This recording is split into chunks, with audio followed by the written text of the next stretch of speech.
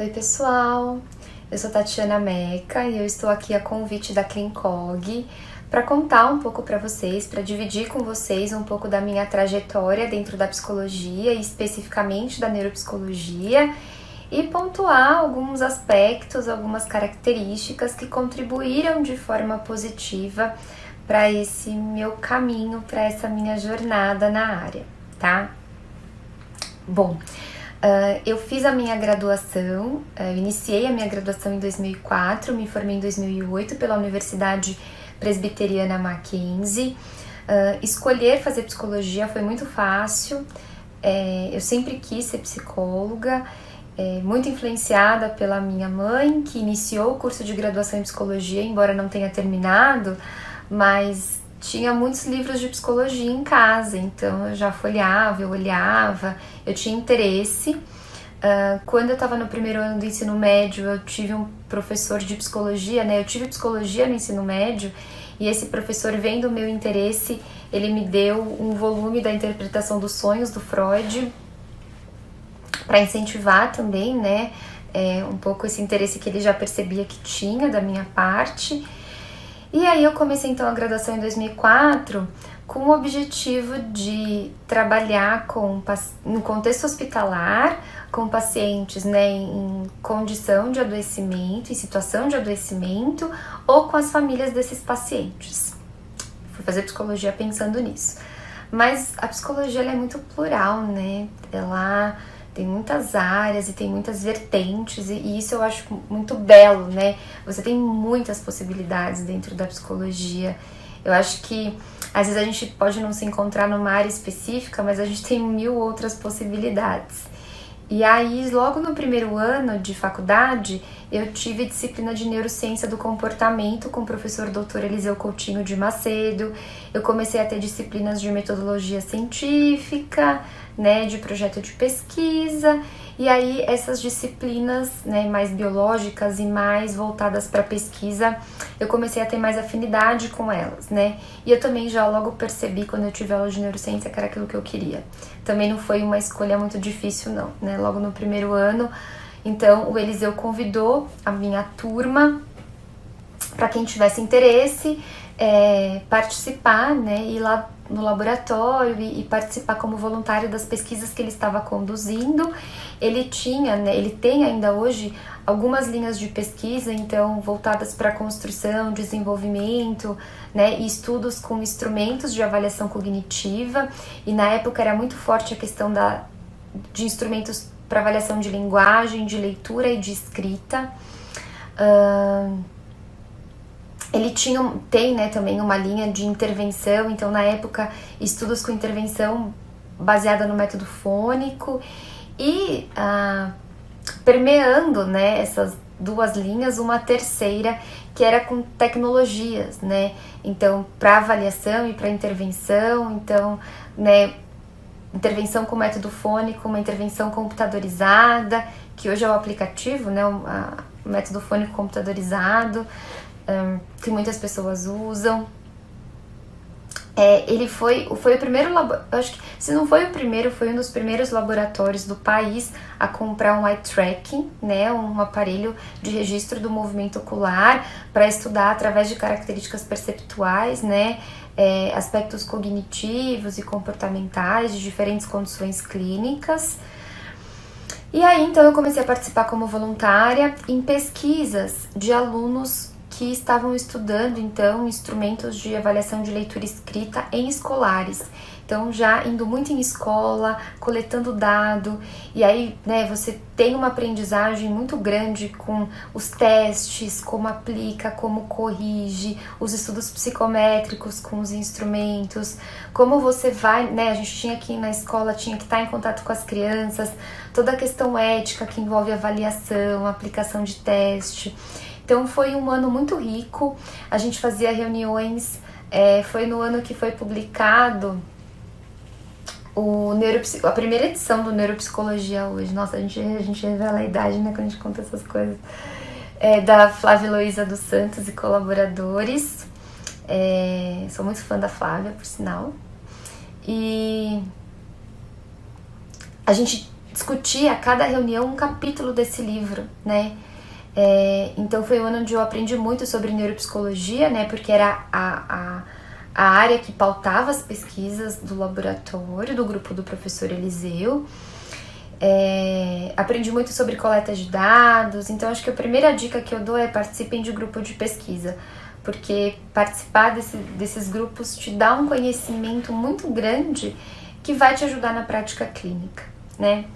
No segundo ano de laboratório, eu fui fazer iniciação científica com o professor Dr. Décio Brunoni, que era um dos professores responsáveis pelo grupo de autismo. Então, além do grupo do Eliseu, tinha um outro grupo que era composto então pelo professor Décio Brunoni, que é geneticista, pelo professor Dr. José Salomão Schwartzman, que é neuropediatra, pela professora doutora Maria Heloísa Famadantino, que é pedagoga, e até então, na época, nós tínhamos o professor Dr. Marcos Mercadante, que era psiquiatra infantil, né, psiquiatra da infância e adolescência. Era um grupo, esses dois grupos, né, estavam começando, o programa de pós-graduação em distúrbios do desenvolvimento estava começando, tinha poucos anos de programa, e aí eu fui fazer a iniciação, né, o Eliseu sugeriu de eu fazer a minha iniciação científica com orientação do Décio, porque o Décio trabalhava na área de autismo, só que o Décio era geneticista.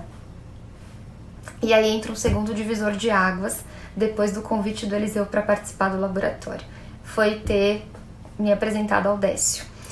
Porque foi ali que eu aprendi, no grupo de autismo, a trabalhar com a equipe interdisciplinar, que eu acho que é o segundo ponto muito importante da nossa formação, né?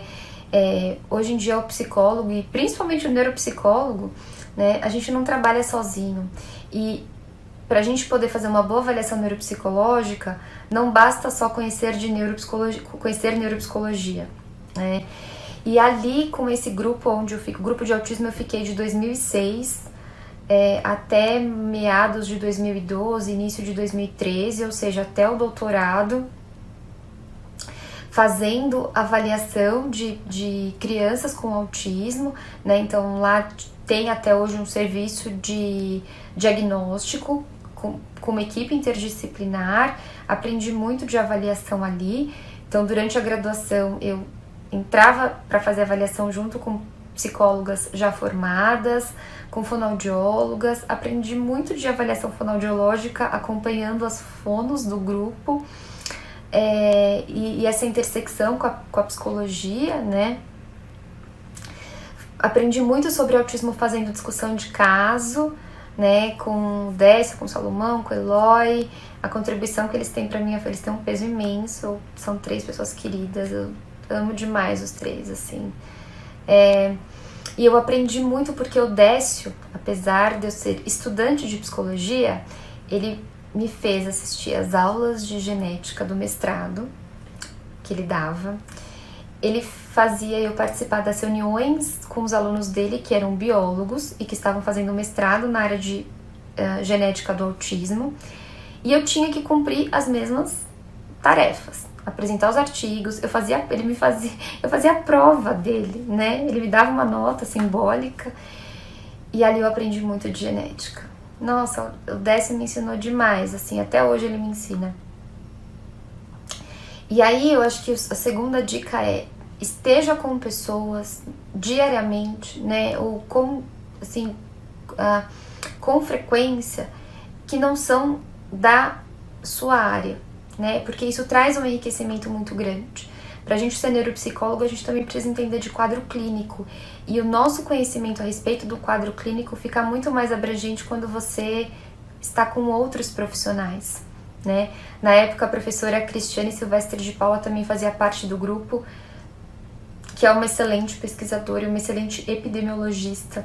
Então eu aprendi muito também sobre desenho de estudo com ela, sobre epidemiologia e sobre método científico, né? Ela me ensinou demais sobre isso. Então, acho que é isso, né? Participar de grupo de pesquisa fez total diferença na minha formação. E aí, quando eu cheguei no mestrado, né, que eu já tinha participava de 2 grupos de pesquisa, já tinha feito várias iniciações científicas, acho que umas 3 ou 4 ao longo desse período, com temas diferentes, né? Tinha feito o meu TCC com a professora doutora Maria Cristina Trigueiro Veloz Teixeira, que hoje é a minha grande parceira, né, no projeto de tradução e adaptação do ABAS 3. A gente fez um estudo de rastreio de sinais e sintomas de autismo em irmãos. Então, ela me orientou, o Décio me co-orientou, e eu tenho muito orgulho do meu TCC, porque foi o primeiro estudo publicado no Brasil sobre rastreio de sinais e sintomas de autismo em irmãos. Um estudo super simples, um delineamento bem simples, mas foi o primeiro. Então, é um TCC que me dá muito orgulho. Além das parcerias com a Cris, que perduraram aí até hoje, né? Então, trabalhar com profissionais que não eram psicólogos, participar de laboratório e de laboratórios diferentes, com grupos de pesquisas diferentes, né? Tanto o grupo do Eliseu quanto o grupo de autismo, que faziam as coisas de um jeito diferente. Então isso também foi me dando bastante flexibilidade cognitiva para trabalhar com pessoas diferentes e fazer pesquisa com perspectivas diferentes, né?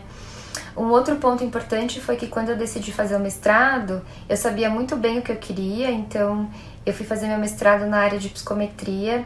Eu queria traduzir, adaptar e fazer estudos psicométricos com um teste não verbal para avaliação de inteligência, porque fazendo avaliação durante todo esse período no grupo de autismo, eu vi a dificuldade que era não ter instrumentos adequados na época. A gente não tinha o som R, por exemplo, né? A gente não tinha nada para pré-escolar e a gente tinha muitas limitações nos instrumentos que existiam até então. Então eu fui fazer meu mestrado e meu doutorado na área de avaliação psicológica e especificamente psicometria, mas pensando na clínica, né? Pensando no benefício clínico, né, do uso por pacientes que tivesse algum atraso de linguagem, né, alguma limitação no uso de testes verbais. E aí foi um outro divisor de águas, porque eu fui estudar de forma mais aprofundada a psicometria, e aí fui fazer algumas aulas na São Francisco, na Universidade de São Francisco, que é um dos principais polos da avaliação psicológica do país, né? Me arrisco a dizer que se não for o principal. Então, e aí eu comecei a ter contato com os pesquisadores da área de avaliação psicológica, comecei a frequentar os congressos da área por conta do meu trabalho, e isso foi me dando conhecimento numa terceira área, né? Então, além da neuropsicologia, né, com o grupo do professor Eliseu, que era o meu orientador foi meu orientador de mestrado e doutorado, além do meu conhecimento na área de autismo, né, e aí a gente vai agregando os conhecimentos das diferentes áreas, eu passei a ter um conhecimento também dentro da avaliação psicológica, né, sobre os estudos psicométricos. Como profissional, né, hoje, quando eu compro um manual de teste, o primeiro capítulo que eu leio é o teórico, para saber qual é a teoria que embasa, qual é o modelo teórico que embasa aquele instrumento, qual é o modelo cognitivo, né, porque eu sou neuropsicóloga. E a segunda coisa que eu leio é o capítulo de propriedades psicométricas, para saber que utilidade que aquele teste tem, né, quais são os alcances e as limitações do instrumento. Então, foi um divisor de águas também muito importante, que foi quando eu comecei a circular, né, na área da avaliação psicológica e a conhecer os profissionais. Tanto que entre 2015 e 2017, eu fui da diretoria do Instituto Brasileiro de Avaliação Psicológica e eu fui tesoureira. E ser de entidade científica foi muito importante, porque eu também aprendi demais como funciona a organização, foi me dando outras habilidades para além de ser psicóloga, né? Então, aprendi muito sobre contabilidade, né? E hoje eu tenho a minha empresa, então esse contato, né, direto com o contador também me ensinou outras coisas que foi além da psicologia, organizar evento, enfim. Foi um período... Eu trabalhei muito, mas eu aprendi demais. E aí, durante o mestrado e doutorado também, eu comecei a dar, durante o mestrado, ou foi no comecinho do doutorado, eu comecei a dar aula no curso de Lato Sensu, de especialização em psicopedagogia do Mackenzie. Então, vejam que eu estava agregando diferentes conhecimentos, né? Em avaliação psicológica, psicometria, em autismo, né? Em neuropsicologia, especificamente em instrumentos para a infância, né? E o Eliseu também tinha, né, muito foco nessa coisa dos distúrbios de aprendizagem, então também paralelamente fui aprendendo muito sobre transtornos específicos de aprendizagem e fazendo avaliação de forma voluntária também no grupo dele, então fui atendendo bastante paciente com dificuldade de aprendizagem, também foi me dando um outro know-how, né, um outro conhecimento. Durante o mestrado, então, final do mestrado, início do doutorado, comecei a dar aula, e aí foi no doutorado, em 2012, na psicopedagogia, e aí foi me dando o conhecimento de docência, e quando você vai dar aula, né, eu não estava dando aula especificamente de neuropsicologia do autismo, eu fui dar aula de neurociência, então eu tinha que entender de neurociência de uma forma mais abrangente, não só daquilo que eu, né, para aquilo que eu usava no meu dia a dia, nas minhas pesquisas. Então, quando a gente dá aula, a gente aprende muito também, porque a gente estuda muito quando a gente começa a dar aula. E quando a gente é docente também, a gente aprende muito, né, a se relacionar com o aluno, a se relacionar com outros professores. Então isso vai te dando também uma boa bagagem, né, em termos de flexibilidade cognitiva. É muito bom dar aula para alunos que ou têm a sua idade ou são mais velhos que você e têm mais experiência muitas vezes que você, porque a troca é muito rica, é muito gostosa. Então acho que um ponto assim, que é muito forte na minha formação é que ela foi muito plural, né? Eu estava no laboratório, eu estava no Paradigma fazendo curso de clínica e atendendo, eu estava estudando avaliação psicológica e psicometria, aí eu fui ser docente num curso de psicopedagogia, durante o doutorado também a gente montou o grupo do professor Eliseu com o grupo do professor Paulo Boggio, que é um dos coordenadores também lá do laboratório de neurociência cognitiva e social do Mackenzie. Os dois, junto com os seus alunos bolsistas, né, nós montamos um curso que é o Neurociência e Psicologia Aplicada, que é um curso que existe até hoje, né? Eu comecei dando aula nesse curso e essa experiência de laboratório foi importante porque no laboratório eu aprendi a montar um curso de pós-graduação, né? Então, além de participar de projetos dos outros colegas, ajudando na coleta de dados, ajudando em avaliação, que vai te dando um conhecimento maior sobre outros quadros clínicos, né? Eu também aprendi como se monta um projeto de curso de pós-graduação, isso foi muito legal, né? Foi uma experiência também muito enriquecedora. E aí eu tive bolsa, tanto no mestrado quanto no doutorado, isso também foi outro ponto positivo, porque eu me dediquei exclusivamente aos meus projetos, né? Na época eu tive bolsa da FAPESP, então eu morava no laboratório praticamente, então eu tinha todo o tempo do mundo para estudar e me dedicar àquilo, e eu tive uma família que apoiou e que me deu condições para isso, então isso também acabou favorecendo, né? Eu não tinha muito com o que me preocupar com nada, eu tinha que me preocupar em ficar no laboratório e fazer o que eu gostava, então isso foi um ponto positivo, né? E no doutorado eu ganhei uma bolsa da CAPES para ficar 5 meses em Coimbra, na Universidade de Coimbra, com o professor doutor Mário Simões, que é uma referência na área de neuropsicologia em Portugal. Em Portugal eu aprendi demais também, porque o professor Simões ele me apresentou para vários pesquisadores diferentes, ou seja, eu circulei por vários grupos de pesquisa, ele me apresentou para profissionais clínicos, né? Então eu fiquei um tempo no Hospital Pediátrico de Coimbra com o principal grupo de pesquisa de autismo do país, e era um grupo que tinha tanto o viés de pesquisa quanto uma avaliação clínica multidisciplinar excelente. O hospital ficava de frente para uma escola que tinha método TEACH dentro da escola, né? Então também aprendi muito sobre inclusão. Enfim, esses 5 meses em Portugal foram muito ricos, assim, né? Eu lembro que a faculdade tinha uma testoteca, que era uma biblioteca só de testes. Gente, acho que foi o período da minha vida que eu mais li manual de teste. Eu ficava horas estudando manual de teste, né? Pra entender de estudos psicométricos, enfim. Então, também foi um período muito legal, onde eu conheci pesquisadores diferentes que tinham jeitos diferentes de fazer pesquisa, né?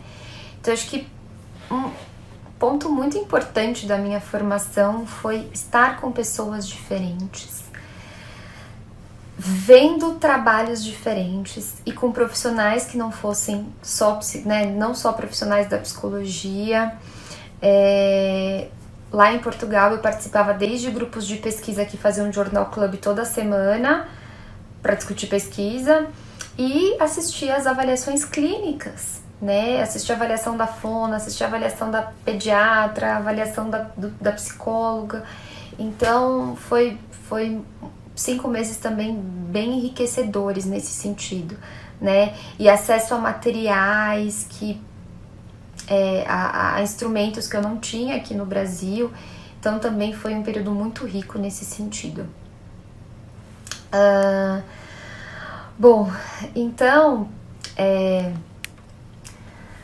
pensando em tudo isso, né, e nos aspectos que favoreceram, eu acho que eu colocaria isso, né?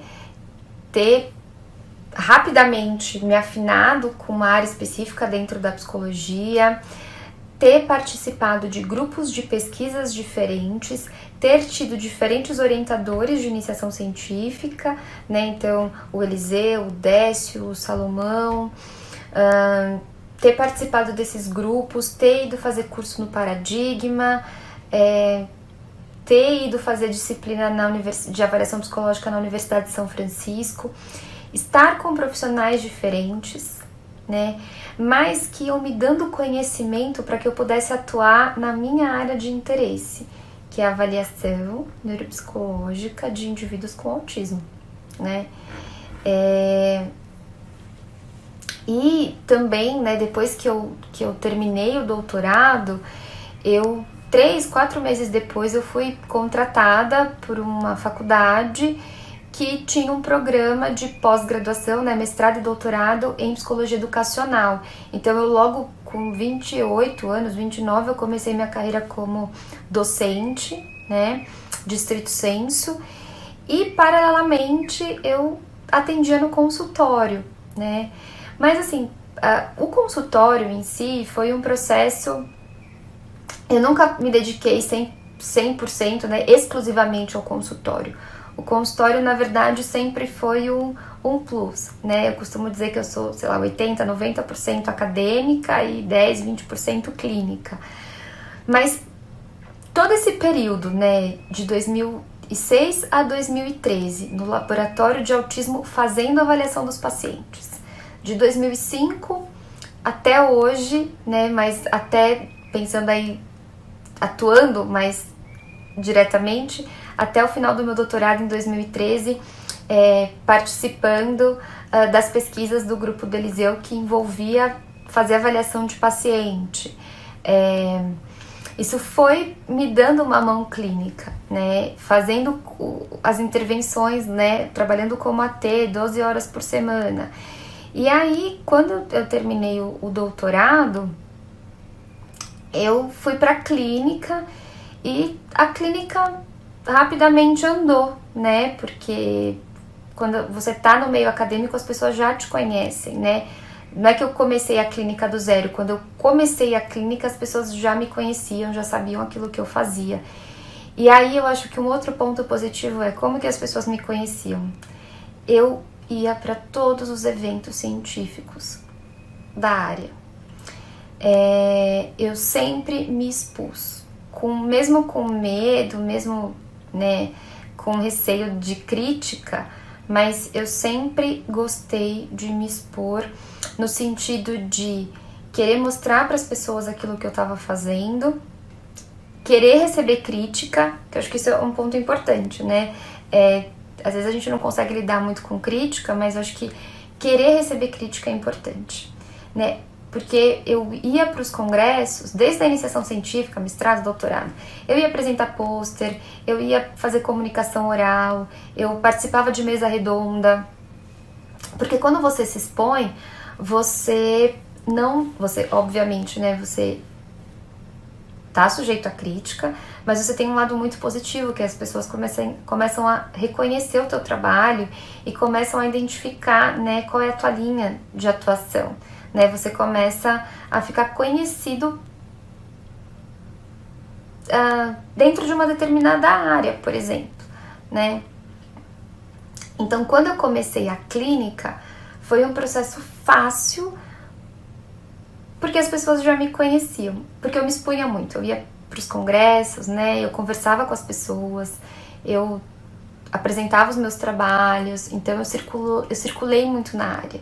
E eu tive um orientador que me incentivou muito a isso, né, então às vezes ele era convidado para alguma coisa na área de autismo, ele falava, vai lá, Tati, vai você, o trabalho é seu, né, então muito aberto nesse sentido, né, de proporcionar que eu pudesse crescer e pudesse ter o meu espaço, independentemente do espaço dele, que ele já tinha construído, já tinha, né, uma carreira consolidada. Ele me deu muito essa oportunidade de eu crescer, né, de eu ir lá, eu me expor. Então, ir a eventos científicos, conversar com pessoas da área, mostrar o seu trabalho é bastante importante, porque faz as pessoas te conhecerem, né? Então, esse foi um outro aspecto super importante na minha formação. E aí, eu comecei a dar aula, né, em cursos de lato sensu, de neuropsicologia, de aprimoramento, por conta desse conhecimento que eu tinha em distúrbios do desenvolvimento, em psicometria, em avaliação psicológica e neuropsicológica. Então foram experiências diferentes, mas que foram então convergindo para minha atuação. Quando eu entrei, né, quando eu fui ser professora de estrito sensu, eu comecei com um projeto de desenvolvimento de instrumentos para avaliação de teoria da mente, justamente por essa bagagem que eu vinha do autismo e a necessidade de ter ferramentas. Então comecei a aprofundar os meus estudos na área da cognição social e a orientar trabalhos de mestrado nessa área, que é a minha área de pesquisa e de interesse até hoje, é o meu foco principal, né? E continuei com as minhas parcerias com o Eliseu, desenvolvendo instrumento para avaliação, né, na infância. Então o time R é fruto dessa parceria, o TENA é fruto dessa parceria. Quando eu fui trabalhar no estrito sensu, quando eu fui contratada, junto comigo foi contratada a professora Natália Martins Dias, e junto com ela também a gente desenvolveu outros instrumentos, né? Então tem aí a coleção, o volume 4 da coleção Avaliação Neuropsicológica Cognitiva. A gente desenvolveu uma ferramenta de intervenção, um programa de intervenção, que é o Programa de Intervenção para Promoção de Autorregulação, junto com a professora Alessandra Seabra, do Mackenzie, e junto com a professora Mona Lisa Muniz, da Universidade Federal de São Carlos. No nosso primeiro ano de estrito sensu, a gente ganhou um edital da CAPES e do Instituto Ayrton Senna para competências socioemocionais, onde a gente desenvolveu, né, o teste de teoria da mente para crianças, onde a gente desenvolveu o PIPA, que é o programa de intervenção, e ali eu aprendi muito sobre como funciona um programa de pós-graduação, eu aprendi muito sobre o que é ter a responsabilidade de um projeto, né, desde o cronograma da verba ou da ausência de verba, né, o que a gente faz, como a gente maneja, como conduzir, né, como participar aí como pesquisadora de um projeto daquela magnitude, né? Então isso também me deu bastante conhecimento para atuação clínica, né? Pensar na intervenção, pensar nos passos da intervenção, na importância da estimulação. E aí, em 2019, no início de 2019, eu passei no concurso para a Faculdade de Ciências Médicas da Santa Casa de São Paulo, para o Departamento de Saúde Mental, onde eu estou até hoje, né? E durante todo esse tempo, né, conhecer diferentes áreas, trabalhar com diferentes profissionais, me permite estar no lugar onde eu estou hoje, né? Então eu sou uma psicóloga dentro de um departamento de psiquiatria, que tem outros profissionais também, mas eu dou aula numa faculdade onde eu dou aula na medicina, eu dou aula na enfermagem, eu dou aula na fonoaudiologia. Hoje eu também sou professora do programa de pós-graduação em Saúde da Comunicação Humana, que é um programa embora ele seja interdisciplinar, ele é da fonoaudiologia, né? A base dele é fonoaudiologia.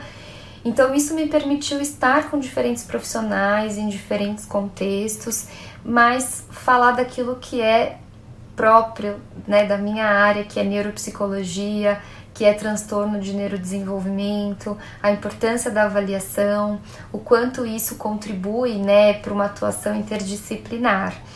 Então eu acho que se eu tivesse que resumir tudo isso, eu diria participar voluntariamente de grupos de pesquisa,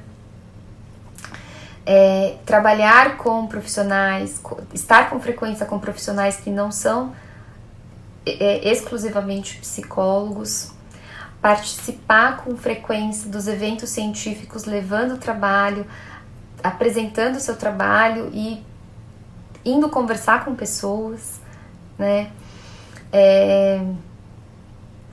E buscando um pouco eu acho que ser multi, né? Essa pluralidade, eu acho que é um dos pontos positivos, assim, da minha formação, tá? E é isso, gente. Acho que a ideia era contar um pouquinho pra vocês dessa trajetória, né, de 16 anos. Espero poder ter despertado aí interesse de vocês, né, na área acadêmica e o quanto isso foi essencial para minha atuação clínica, né, enquanto neuropsicóloga, tá bom? Um abraço a todos, gente!